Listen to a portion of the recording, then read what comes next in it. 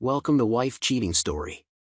I hope you have an enjoyable and relaxing time listening. Let's get started.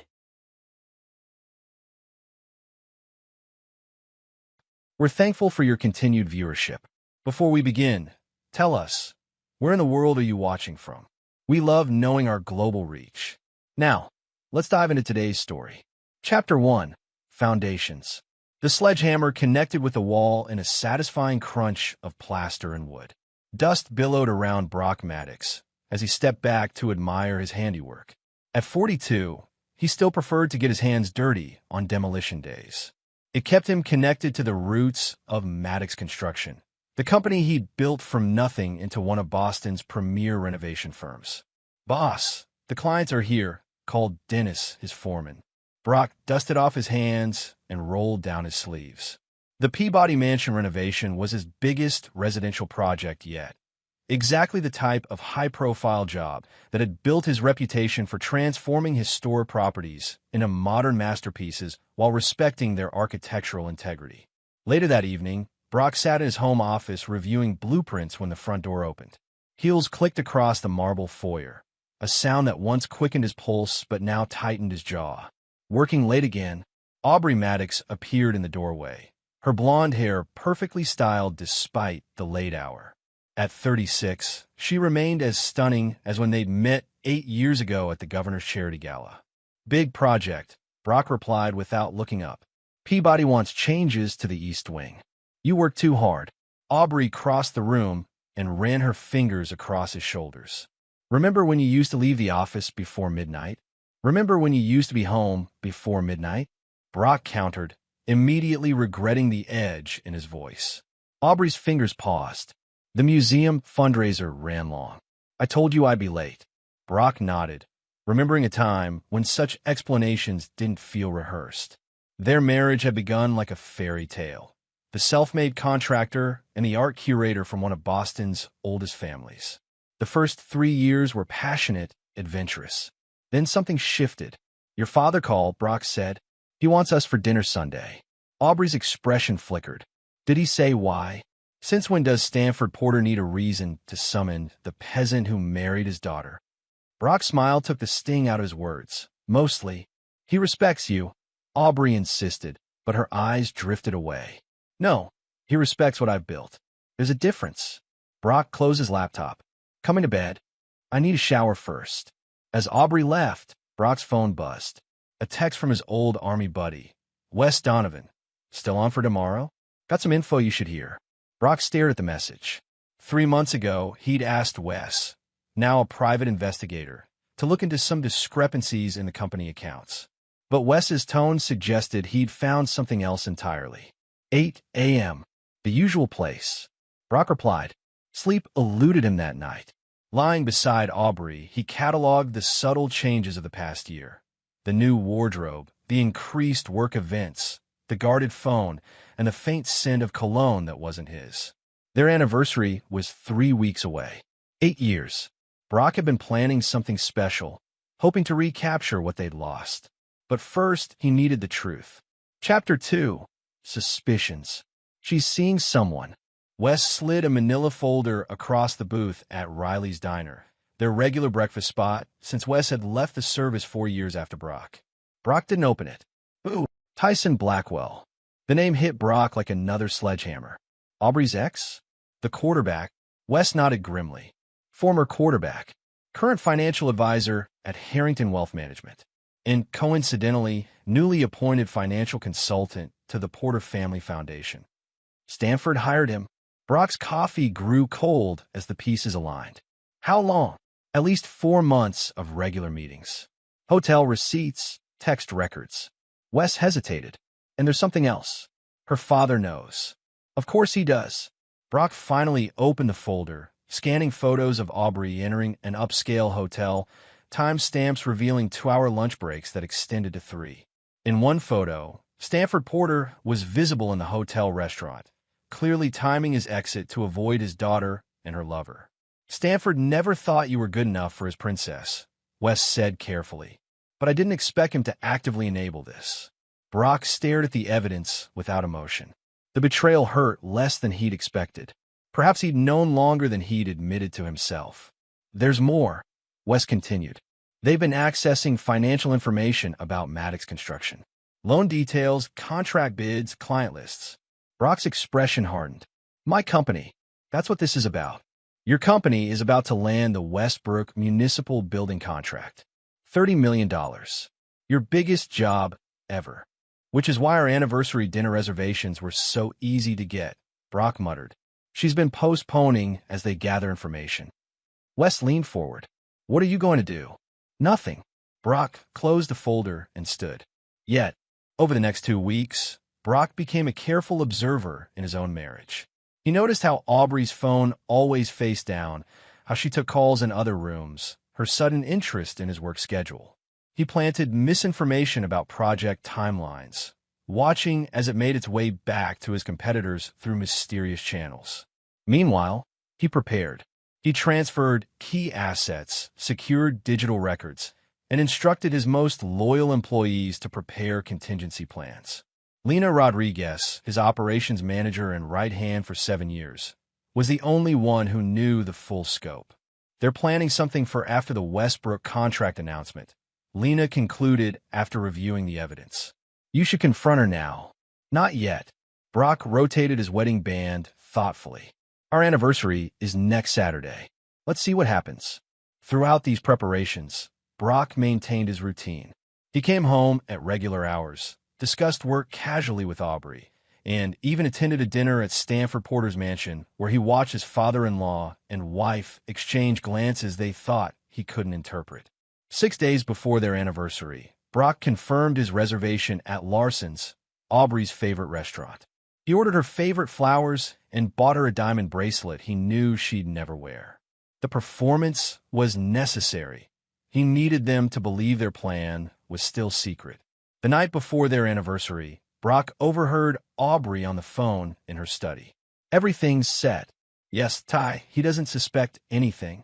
After dinner tomorrow, Dad has the paperwork ready. I know what I'm doing. When she emerged, Brock was reviewing construction plans in the living room, his face revealing nothing. Big day tomorrow, he said with a practiced smile. 8 years.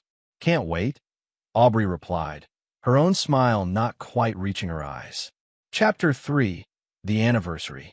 Brock spent the morning of their anniversary preparing a surprise. He canceled the restaurant reservation and instead transformed their dining room with candles, flowers, and Aubrey's favorite music. He spent hours cooking her favorite meal, seared scallops, roasted rack of lamb, and chocolate souffle. Recipes he'd secretly practiced for weeks. At 6 p.m., the table was set with their wedding china. The lamb rested perfectly cooked. The wine, a rare vintage from the year they met, was breathing. Brock had sent Aubrey a text that morning, telling her to meet him at home instead of the restaurant for a special surprise. Her reply came at 5:30 p.m., running late. Start without me. Be there by 7:30. Brock knew exactly where she was. Wes had confirmed that Aubrey, Stanford, and Tyson were meeting at Stanford's office downtown. Finalizing their plan, no doubt. At 7:45 p.m., the food sat cold and congealed. The candles had burned halfway down. Brock sat motionless at the head of the table, staring at the empty chair across from him. His phone buzzed at 8:17 p.m. The text wasn't from Aubrey. Check the basement. Brock didn't recognize the number, but he wasn't surprised. He rose calmly, leaving his napkin folded beside his untouched plate.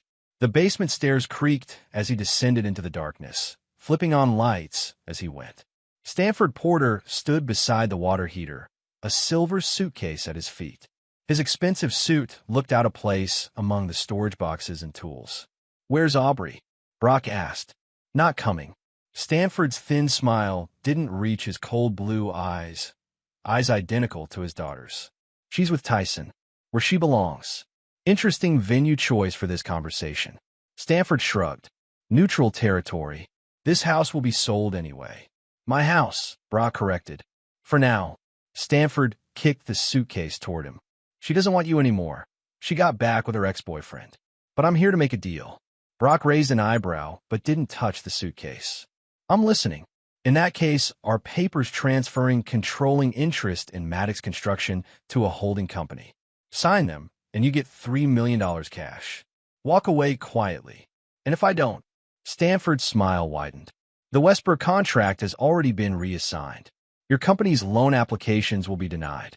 The building inspection delays on your current projects will continue indefinitely. You've been busy. We've been planning this for over a year. Tyson needs a construction company to complete his portfolio. You need to disappear. And Aubrey, she made her choice. She was never meant for someone like you. Brock nodded slowly. I like to hear that from her. She won't be calling. Stanford checked his watch. They're boarding a flight to the Maldives as we speak. When they return, the divorce papers will be ready. Signed tonight, and this stays civilized. As if on cue, Brock's phone began vibrating continuously.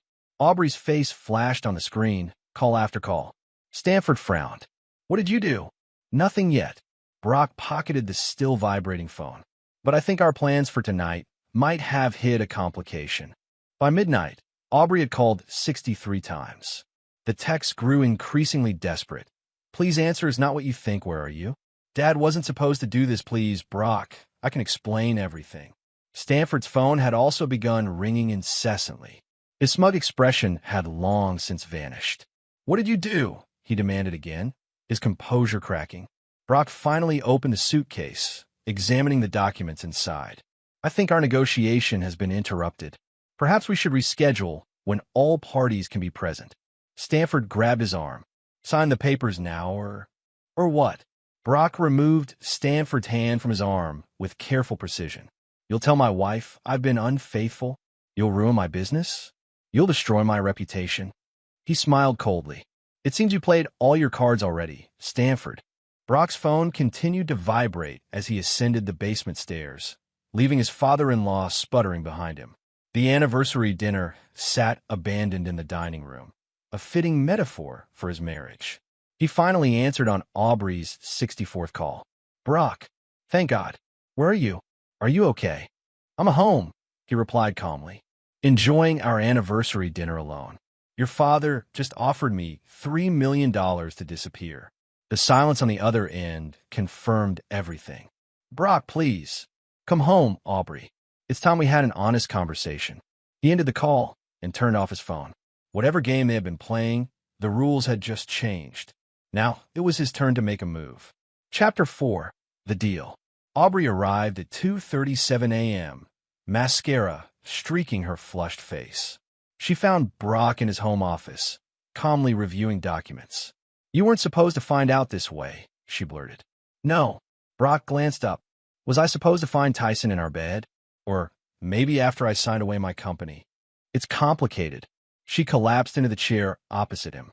Ty and I reconnected at a fundraiser. It just happened. Like the financial espionage just happened. Like sabotaging my projects just happened. Her eyes widened. I never. Save it. Brock pushed a folder across the desk. Flight confirmations to the Maldives. Hotel reservations. Bank transfers from your father to Tyson. It's all here, Aubrey. How did you? I've known for months. Brock's voice remained steady. Did you really think I wouldn't notice? I built a construction empire from nothing. I noticed when nails are a quarter-inch off. Tears spilled down Aubrey's cheeks. I still care about you. No, you're scared. Brock leaned forward. Your father promised Tyson my company, but something went wrong tonight. What was it? Aubrey's shoulders slumped. The Westbrook contract. Dad said he'd redirected it to Harrison Construction, but the commissioner called Ty tonight. The contract is still yours. They can't legally reassign it. So the leverage vanished. Brock nodded, and suddenly the Maldives trip lost its appeal. It wasn't like that. It was exactly like that. Brock closed the folder. Now you're here to salvage what you can. What do you want, Brock? Aubrey whispered. I want my own deal. Brock slid another document toward her. Divorce papers. My terms. Aubrey scanned the document, her face paling. This gives me nothing. It gives you freedom from this sham marriage. The prenup stands. My company remains mine. You keep your trust fund and personal accounts. My father won't accept this. Your father isn't my concern anymore. Brock stood. Sign it, Aubrey, or I'll ensure the DA receives evidence of corporate espionage and contract tampering involving the Porter family. You're bluffing. Try me. Brock's eyes were as cold as the dinner that still sat in their dining room. Your father came to my home on my anniversary to destroy everything I've built. Did you really think I'd just roll over? After Aubrey left with the unsigned papers, Brock called Wes. She'll be heading to Stanford's, he said. I need everything they say recorded. Already on it, Wes confirmed.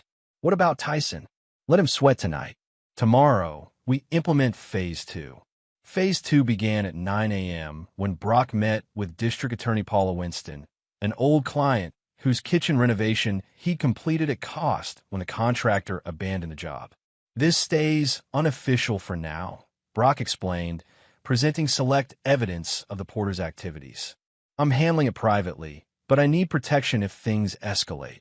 By noon, Brock sat across from Stanford Porter in the older man's opulent office. You've made your point, Stanford began. Let's discuss a reasonable settlement. I already gave Aubrey my terms. Brock examined the art on Stanford's walls with deliberate indifference. Non-negotiable. $5 million, Stanford countered. You keep your company, sign the divorce papers, and walk away. Brock turned his attention to his father-in-law. You still don't understand. This isn't about money. Everything is about money. No, Stanford. This is about respect. Brock leaned forward. You targeted my company, manipulated my wife, and tried to erase 8 years of my life because you never thought I deserved your daughter. You didn't, Stanford snapped. You were a contractor with dirt under his fingernails. She was a porter, and now she's damaged goods returning to a has-been quarterback with gambling debts. Brock smiled coldly at Stanford's surprise. Yes, I know about Tyson's arrangement with those bookies in Atlantic City. The ones you've been paying off. Stanford's face hardened. What do you want? I want you to convince Aubrey to sign my divorce terms. I want Tyson to disappear from my life permanently. And I want your written guarantee that you'll never interfere with my business again. And if I refuse, Brock stood. Then I stopped being so generous with what I know. As Brock left the Porter building, he called Lena. It's done, he said. Prepare the Westbrook documents for signature tomorrow. And the special provisions? Lena asked. Leave them in, Brock confirmed. The Porters just folded. But Brock knew better than to trust Stanford Porter's surrender. That evening, he received a call from Maeve Porter, Aubrey's younger sister. They're still plotting against you, she warned. Dad's calling in favors with the zoning board. Why are you telling me this? Brock asked. Maeve had always been cordial, but distant. Because I'm tired of watching my father and sister destroy good people. She paused. And because I never told them about the Porter Foundation irregularities you helped me cover up 3 years ago. Brock remembered the accounting discrepancies Maeve had discovered, and how he'd helped restructure the reports to prevent a scandal. We'll call it even then, he said, but I need details of what they're planning. By morning, Brock's divorce terms had been signed, and Stanford had provided written guarantees about Maddox construction. But Brock knew the war was far from over. Stanford Porter never surrendered. He only retreated to regroup. Chapter 5, Gathering Intel. The Westbrook Municipal Building contract signing should have been Brock's crowning achievement. Instead, it marked the beginning of a more complex strategy. Congratulations, Commissioner Daniels said as flashbulbs popped. Maddox Construction beat out some serious competition. Quality always wins, Brock replied, knowing the Porter-controlled Harrison Construction had submitted a suspiciously lower bid at the last minute. As predicted, problems began immediately. Building permits were mysteriously delayed. Material deliveries were rerouted. Subcontractors received better offers from competing projects. Stanford's fingerprints are all over this, Wes confirmed after investigating. He's determined to make you fail spectacularly on this high-profile job. Let him think it's working, Brock instructed. Meanwhile, I need everything on Tyson Blackwell. Not just the gambling, everything. What emerged was a portrait of a man whose golden boy facade masked increasing desperation. Tyson's financial advisory business catered to wealthy clients through his connection to the Porters, but his personal finances were in shambles. He owed over $800,000 to various bookies and had been embezzling from client accounts to cover his debts. Stanford has been covering for him, Wes explained, showing bank transfers. But even he doesn't know the full extent. In Aubrey, She believes Tyson's the same star quarterback she dated in college. Stanford's kept her insulated from the ugly details. Brock considered this information carefully. She's still his weakness, then. And his meal ticket, Wes added. Without her connection to Stanford, he's finished. Brock's strategy adjusted accordingly. Instead of attacking Stanford directly, he would target the relationship between Tyson and Aubrey. Create enough pressure, and one would betray the other. The pressure began subtly. Anonymous tips led to increased scrutiny of Tyson's client accounts. Several bookies received information about Tyson's other gambling debts, creating conflict among his creditors. Meanwhile, Brock ensured that photos of Tyson meeting with various women reached Aubrey through concerned friends. Within weeks, the strain began to show. Tyson and Aubrey's public appearances grew tense. Stanford was spotted having heated arguments with his future son-in-law. The Porter family's carefully cultivated image of perfection was developing cracks. Maeve continued providing inside information, reporting that Aubrey had begun questioning her relationship with Tyson after discovering text messages from someone named Raven. She still believes you're the villain in this story, Maeve warned during a clandestine meeting at a coffee shop across town. Dad has convinced her you're sabotaging Tyson out of spite. Let her believe that for now, Brock replied.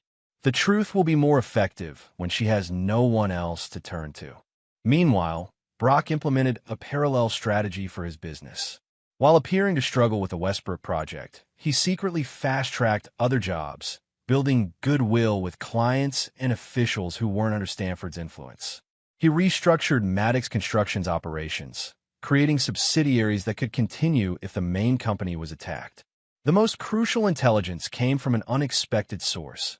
Carmela Rivera, Stanford's longtime housekeeper, whose son worked as a laborer for Maddox Construction. After Brock had personally paid for the boy's emergency surgery 3 years earlier, something Stanford had refused to help with, she became an invaluable ally. Mr. Porter keeps a separate phone, she revealed during a meeting arranged by her son. He only uses it for calls about you and the Westbrook project. This information led to Wes placing surveillance on Stanford's secondary communications, revealing a network of officials and businesspeople conspiring to sabotage Maddox Construction. Each became a thread that Brock could pull when the time was right.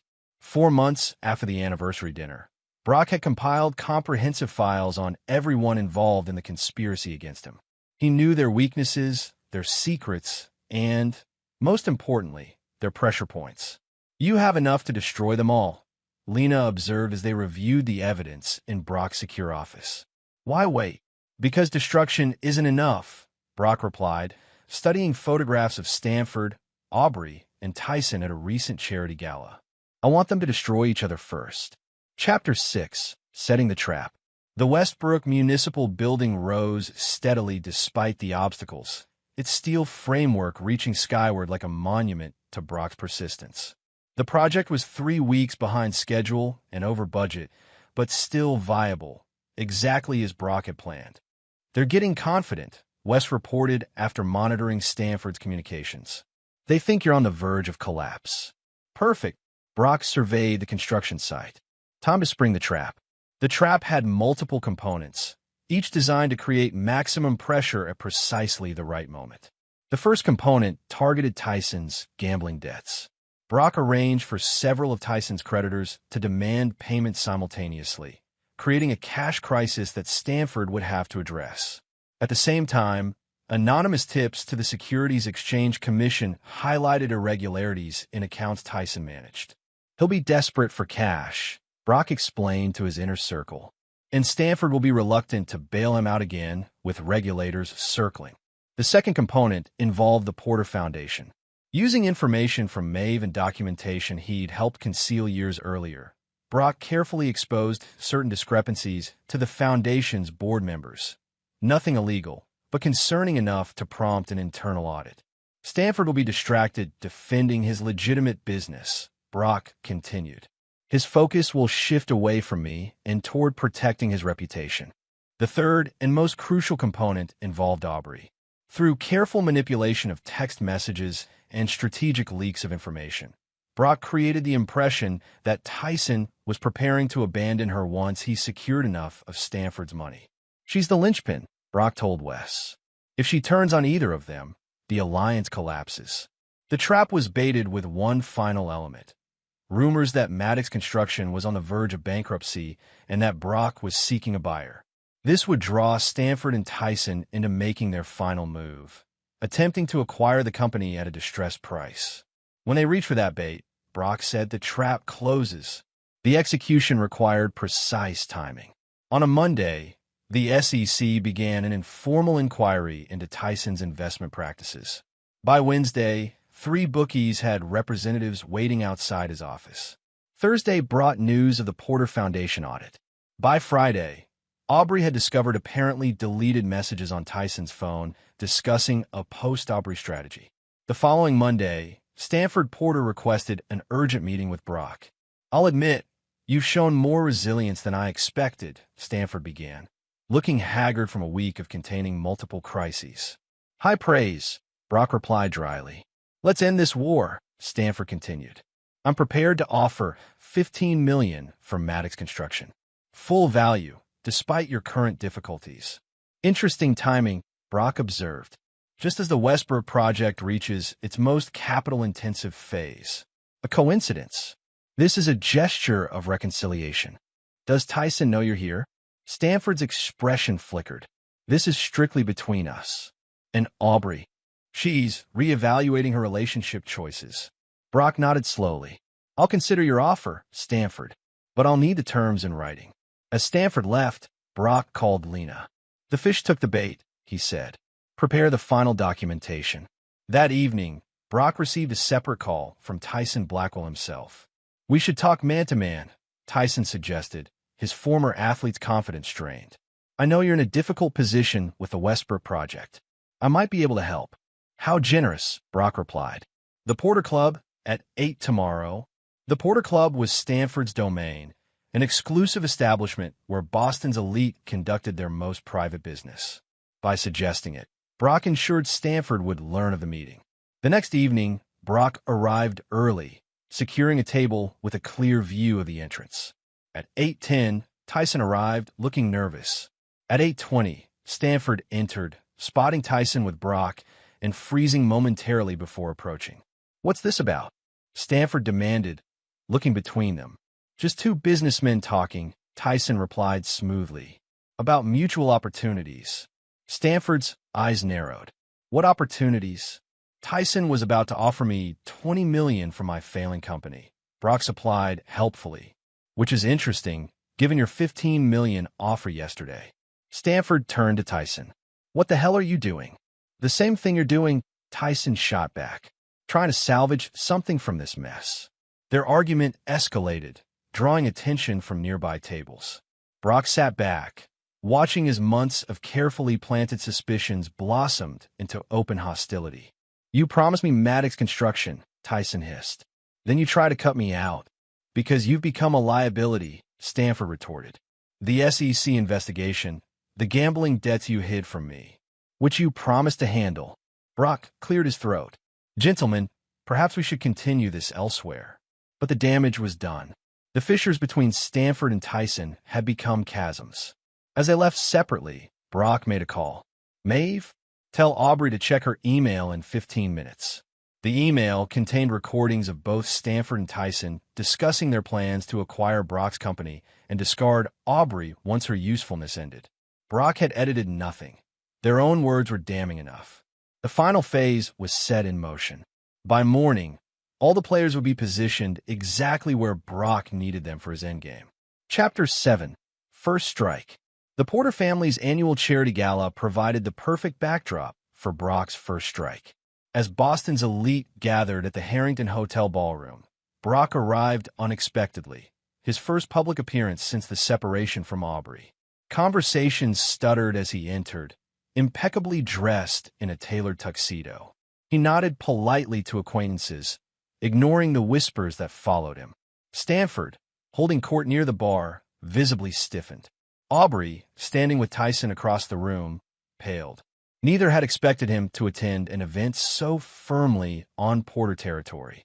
Mr. Maddox greeted Benjamin Harrington, the elderly patriarch of Boston's banking dynasty. Good to see you. I've been admiring your work on the Westbrook project. Thank you, Brock replied, raising his voice just enough to carry. Despite some unusual challenges, we're back on schedule.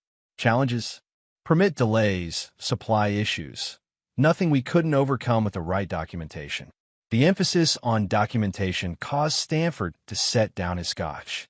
Across the room, Tyson whispered urgently to Aubrey, who shook her head and moved away from him. Brock circulated through the room, dropping carefully crafted comments to strategic individuals. To the bank president, those SEC inquiries into certain financial advisors are concerning, aren't they? To the zoning commissioner, fascinating how building permits can be delayed without documentation, don't you think? To a board member of the Porter Foundation, I hear the audit is proceeding well.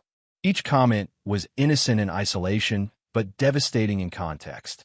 By the time Brock approached the bar where Stanford now stood alone, the older man was seething. What are you doing? Stanford demanded quietly. Enjoying the party, Brock replied. Your annual contribution to society's conscience. This isn't over between us. Actually, it is. Brock sipped his whiskey. Check your phone. Stanford's phone showed an email from the SEC confirming a formal investigation into his involvement with Tyson's client accounts. Attached were documents bearing Stanford's signature authorizing questionable transactions. This is fabricated, Stanford hissed. No, it's the paperwork you signed last month without reading carefully. Brock smiled. The same paperwork that cleared me of any involvement. Across the room, Tyson was having a similar moment of panic as his phone displayed notifications of frozen accounts and scheduled interviews with federal investigators. The masterstroke came when Aubrey, now standing alone near a column, received her own message. Video footage from the Porter Club showing Stanford and Tyson arguing over who would control Maddox Construction after forcing Brock out. The ballroom's atmosphere transformed as key attendees received similar messages, each containing damaging information about Stanford or Tyson. Bank officers learned of unauthorized transfers. City officials discovered evidence of their own complicity in permit delays. Foundation board members received documentation of financial irregularities. By the time Brock departed an hour later, the damage was irreversible. Stanford was surrounded by concerned board members. Tyson was nowhere to be seen, having fled after a confrontation with his largest client. And Aubrey stood abandoned near the entrance, watching Brock leave with tears streaming down her face. The next morning, the Boston Daily reported that Stanford Porter had taken a leave of absence from the Porter Foundation pending an internal review. Tyson Blackwell's office at Harrington Wealth Management was mentioned as being temporarily closed. The article noted that several development projects associated with Porter Investments were under review by city officials.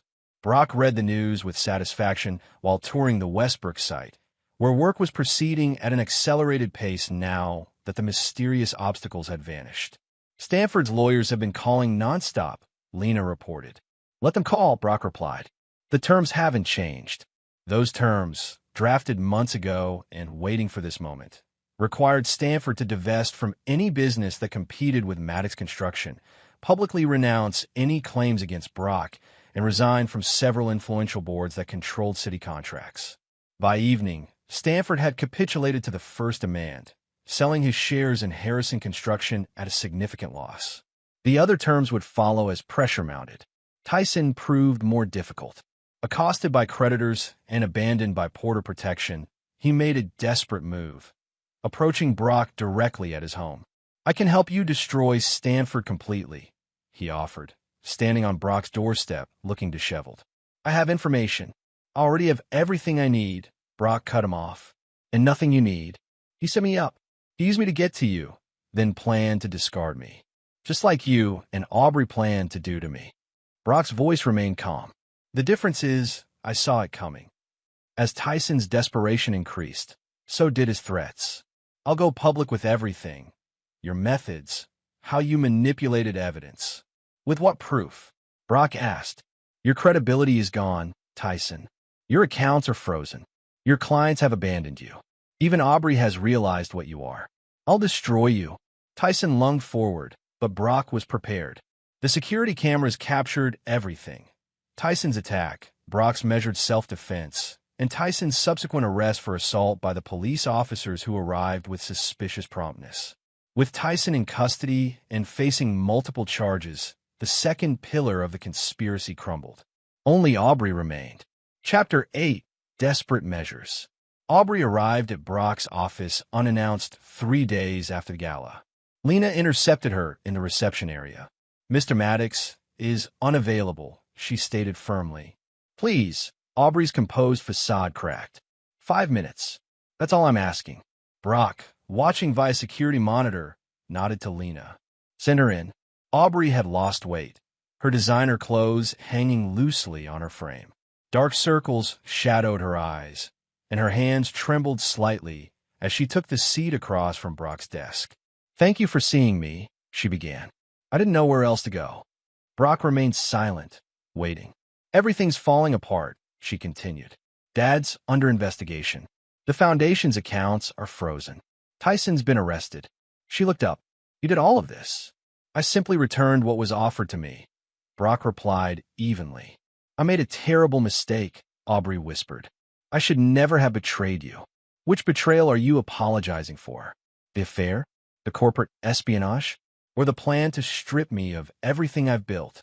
"All of it." Tears spilled down her cheeks. "I was confused. Tyson made me believe you'd been using me to access Dad's connections. Dad convinced me you were just waiting to divorce me once you secured the Westbrook contract. And you believed them without ever asking me. I know that now." She reached for his hand across the desk, but he withdrew it. "Brock, please. We can start over. I still love you." "No, Aubrey, you don't." Brock's voice remained steady. "You love security. You love status. Right now, I represent your best option for both." "That's not true, isn't it? Your father's reputation is in tatters. Tyson is facing prison.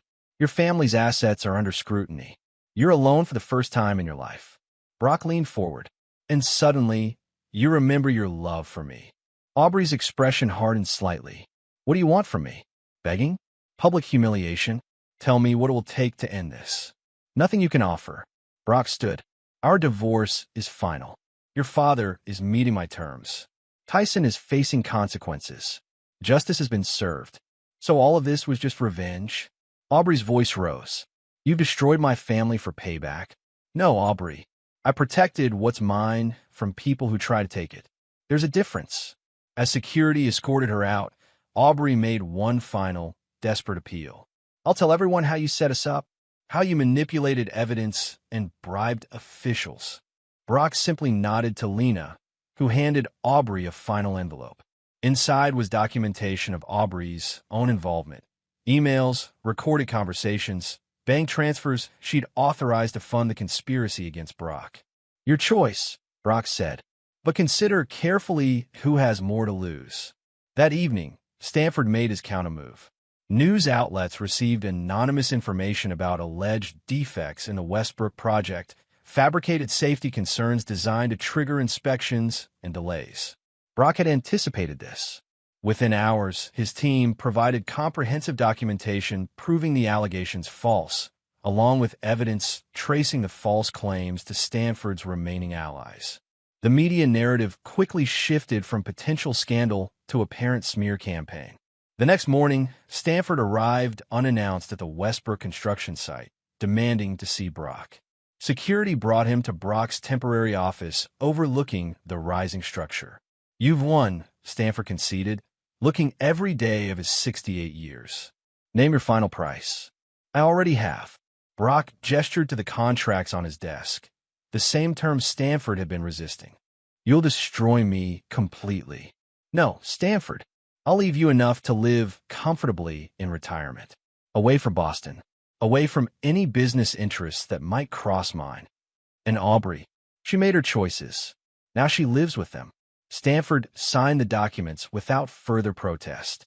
As he stood to leave, he asked one final question. "How did you do it?" "We had everything planned perfectly."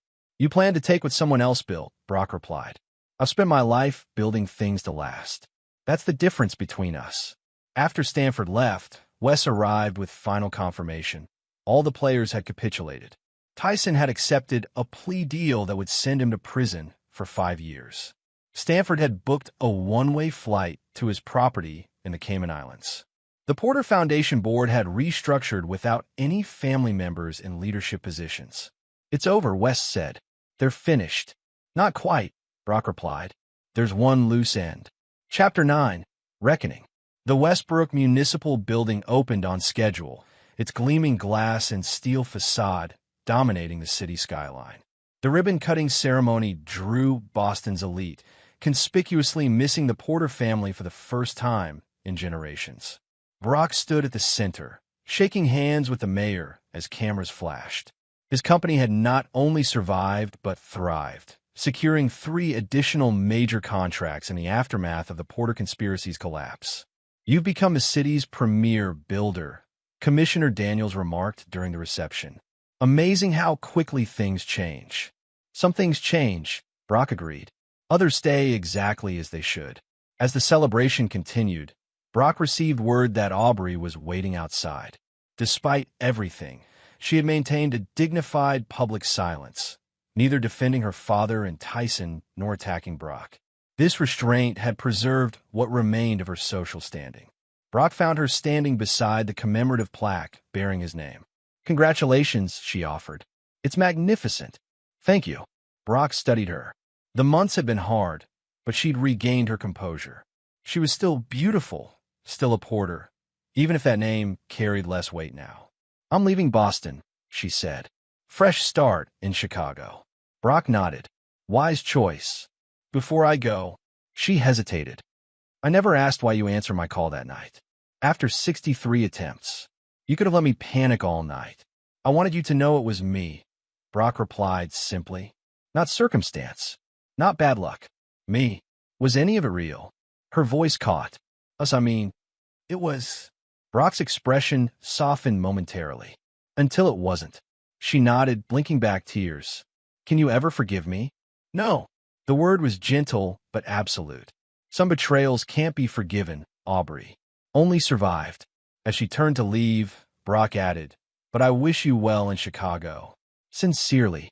Her sad smile acknowledged the closure in his words. They both knew this was the last time they would speak. Later that evening, Brock stood alone on the rooftop terrace of the Westbrook building, surveying the city that had nearly been taken from him. His phone buzzed with a message from Maeve Porter. "Dad left the country today. The lawyers finalized everything. It's truly over. Thank you for keeping your word about my involvement." Brock typed back, "Your trust fund is secure. Good luck with medical school." Another message arrived, this one from Lena. "Harrison Construction acquisition completed. We now own all their assets and contracts." The final piece. Stanford's former company, once positioned to replace Maddox Construction, was now a subsidiary of it. The circle was complete. 6 months later, Brock stood in his new office in the Maddox Tower, formerly the Porter Building, purchased at a substantial discount during the Foundation's reorganization.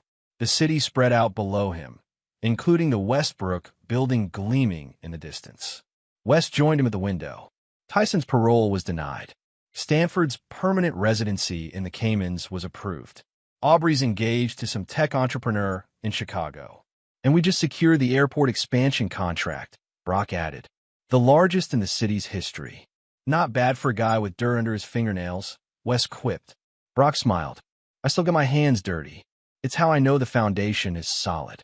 That evening, as Brock drove home to his new house overlooking the harbor, he passed the old neighborhood where his anniversary dinner had sat cold on the table 18 months earlier. The house had sold quickly after the divorce, purchased by a young family who would never know the betrayal its walls had witnessed. His phone rang through the car speaker. "Mr. Maddox? This is Caroline from the mayor's office. The committee unanimously approved your urban renewal proposal. The Porter District will be renamed Westbrook Commons. The final vestige of the Porter family's civic legacy erased." "Thank you, Caroline. That's excellent news." As he ended the call, Brock felt no particular satisfaction or triumph, only the calm certainty that comes with completion. His company was secure. His enemies were neutralized. His future was entirely his own. The cold dinner that night had been the end of one chapter. Tonight, Brock Maddox would dine alone again, not as a victim of betrayal, but as the architect of his own vindication. Some called it revenge. He called it justice. The distinction mattered only to those who understood the difference between destroying something and building something that would last. His heart, like his resolve, remained cold toward those who had betrayed him, but his vision for the future burned brighter than. And there you have it. Another story comes to an end. What did you think? I'd love to hear your thoughts in the comments below. If you enjoy this story, consider joining our community by subscribing. It means the world to us. For more stories like this one, check out the recommended videos on screen, and I'll see you there.